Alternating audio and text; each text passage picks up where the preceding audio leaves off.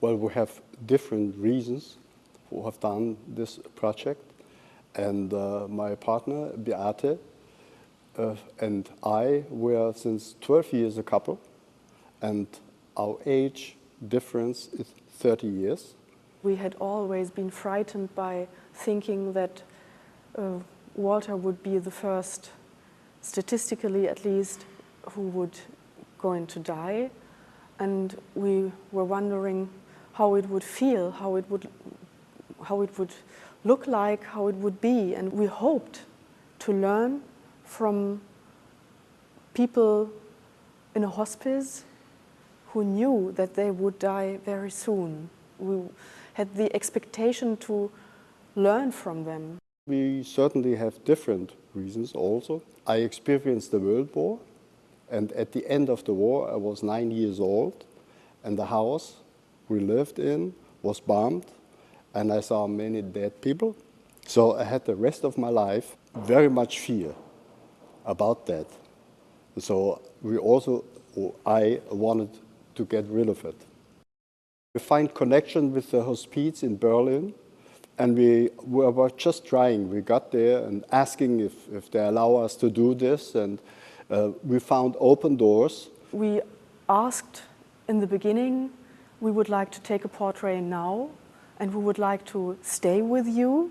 We would like to visit you until to the end, and we would like to take a portrait when you are dead. For us, it was really difficult to ask this question. We had always been afraid to ask this, because you express, I'm convinced that you will die. And there is a strange phenomenon. We all know that we are going to die, but we don't really believe it will happen to us. So death is something which happens to other people. And astonishingly enough, people in a hospice have the same feeling. Many of them, they all know they are going to die, but many of them have a rest of hope until to the end. And sometimes even the hope that a miracle would happen, they would have been saved. But when you ask somebody, we would like to take a portrait after your death, you express, I don't believe in a miracle. I believe you will die very soon. And this was a very difficult question. From the first visit to the last visit, sometimes there had been some days, some weeks, or even months, and we stayed with everybody for the whole time. We visited everybody several times, sometimes every day, and so the last portrait, it was a kind of saying goodbye for us. In the end, we knew a lot about everybody. Now for us, it's a kind of a huge family. Well, they were so different as we are, of course. And they lived and they died very different. And the opinion toward life, it was also very different. Some people have been very brave, and it gave us a little hope that maybe one day, when we will be in the same situation, we will develop a kind of strength. Sometimes somebody who had never been strong in his life became very strong at the end. And this was a very good experience. It was an encouraging experience for us. Some of them, they just were actually not willing to die. And there are some, they just wanted to die because there is no choice. So they said, if I have to die, I want it as soon as possible to get it done. And some others, they just pushed it away as good as they can. Some of them couldn't accept that their life was going to an end because they didn't really live before. That's what they expressed. They said, oh, that's now it's the end. I just thought it would going to start. I just wanted to start living now.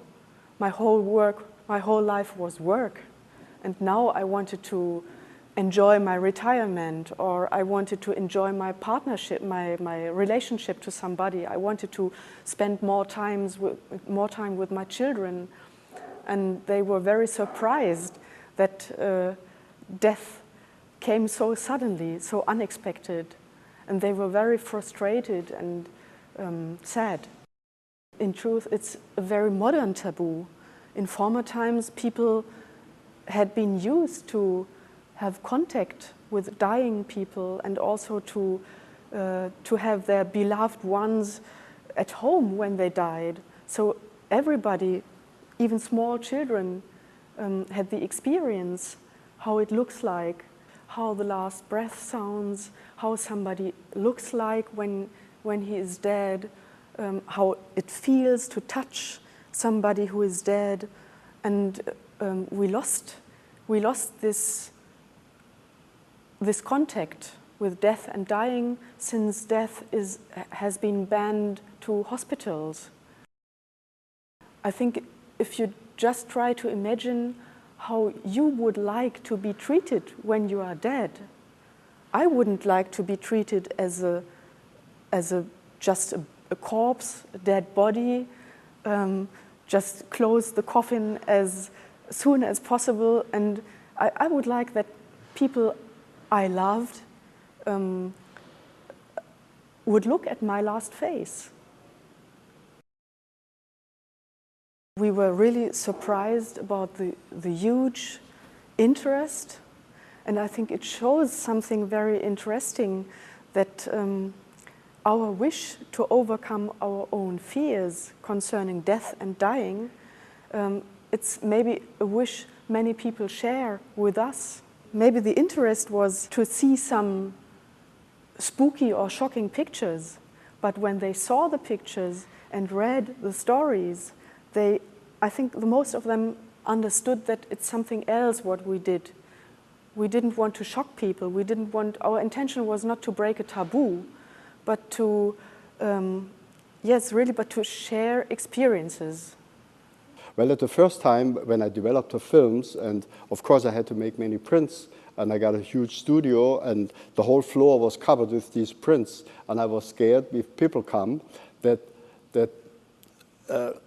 they just don't want to see these pictures, and I hid them, and slowly we got used to, and we also got a response, and this was actually better than we thought. And people were very open-minded.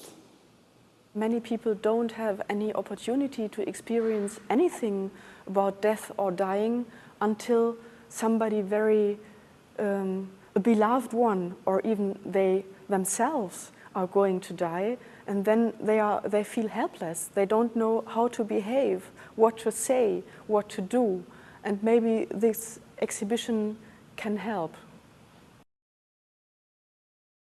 I think I have lost my fear of the dead, and maybe with all the last portraits I have lost my fear of being dead, because if you look at them, if you look at the last faces, you don't get the impression that it's something awful or shocking to be dead. It's quite peaceful, and it's silent, and just your existence has come to an end, and that's all. Well, I think the most important thing is to be aware that the life has an end, to live the daily life.